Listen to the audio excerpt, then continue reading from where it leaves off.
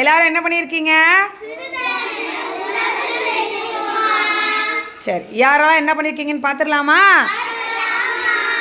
அகல்யா என்ன பண்ணியிருக்கீங்க? அருமை. வர்ஷினி என்ன பண்ணியிருக்கீங்க? சூப்பர். தீபிகா என்ன பண்ணியிருக்கீங்க?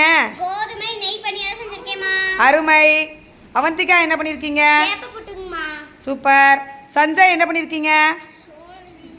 தோசை பண்ணிருக்கீங்கம்மா. சோள தோசை பண்ணியிருக்கீங்க இல்லையா? சரி. பூவிதா என்ன பண்ணியிருக்கீங்க? கேப்ப புட்டு பண்ணிருக்கேம்மா. சரி. கார்த்திகேயன்?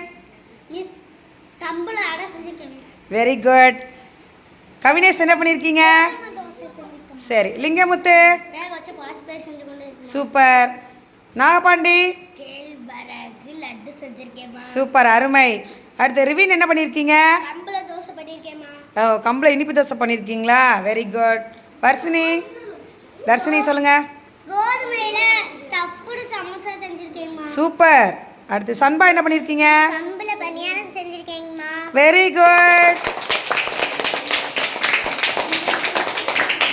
சரி, இந்த சிறுதானியங்கள் நவதானியங்கள் பயன்படுத்தி செய்யறதுனால உடம்புக்கு என்ன கிடைக்கும்? இப்போ இந்த ஆரோக்கியமான உணவுகளை என்ன செய்யணும்? நம்ம தினமும் இது மாதிரி கம்பு, சோளம், திணையில எல்லாமே என்ன செய்யலாம்? ஆரோக்கியமாக செஞ்சு சாப்பிடலாமா? சாப்பிட்ருவோமா? Okay, very good.